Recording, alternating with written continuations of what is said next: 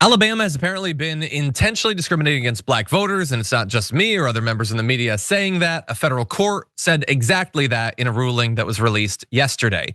This comes after a trial earlier this year over the state's congressional map and a years-long fight, and a federal court ruled that Alabama engaged in intentional discrimination when it refused to draw a congressional plan with a second black majority district after courts, including the Supreme Court, repeatedly rejected maps with just one such district. The 3-judge panel made up of a former President Bill Clinton appointee and 2 by Donald Trump said that its conclusion that Alabama was acting with a discriminatory intent was, quote, unusual, but not a particularly close call. And again, it was majority Trump people put on there or chosen by Trump. Doesn't necessarily mean they love him, but he apparently didn't have a problem with them. And so coming out of this, what might we get? Well, with the finding, the court said it would consider whether to put Alabama under a Voting Rights Act provision that would require it to get federal approval of its congressional plans going forward, which I'm gonna be real with you and honest. I thought the Supreme Court killed that a few years ago. I thought that was one of the terrible things with the Voting Rights Act that they killed, but apparently it is still a possibility. And they say the long and short of it is that the 2023 plan unlawfully dilutes black voting strength by consigning it to one majority black district.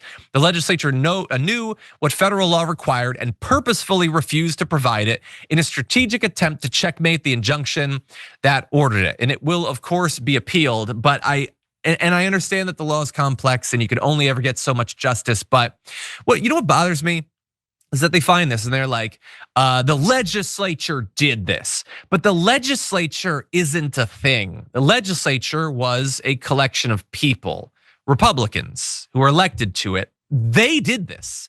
If the law was violated, it was violated by those people.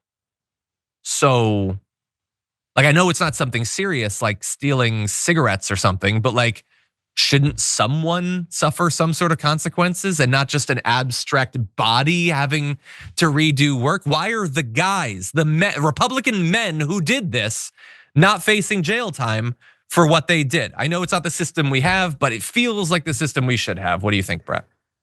Yeah, it's super bad. A lot of federalism relies on there being opposition to whatever the potentially corrupt people might be doing, enough of it in place, and then also respect for the system, right? That being, you could have a bunch of Republicans in Alabama say oh, we have power, let's gerrymander this district to all get out. Then you appeal it, it goes to a district court who's like, let's send it to the federales. And then the federales, though, if those guys are corrupted by Donald Trump and they're just serving his purposes, then we're kind of screwed if everything has gone that way in a way disproportionate to the will of the people, right? That's what's so scary about it. But in Alabama, Alabama's an interesting state because they have a lot. It's the kind of state that one person can kind of fix if they want to.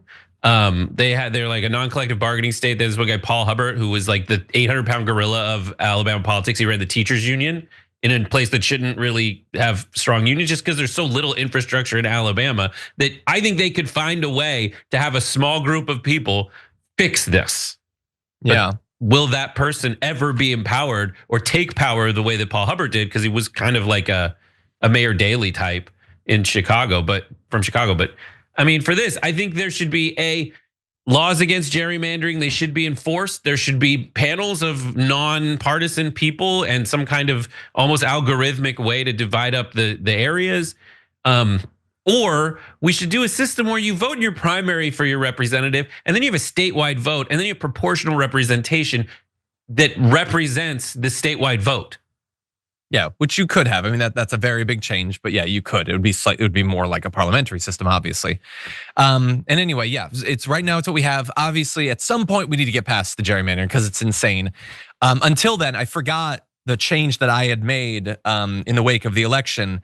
They're not gonna change it until it hurts the Republicans enough. So I just want to remind all the Democrats in a position to do so, gerrymander your states. It's the only way that we're gonna accelerate to an actual solution here. So you need to do that. So we've start done doing it. more of that. Cali's done it. Yeah, there are places that the Democrats have. They need to do way more of it. They need to steal as many seats as they can. Use Wisconsin as a template. They've robbed the people of Wisconsin of their actual chosen representatives. Let's do the same thing as much as we can.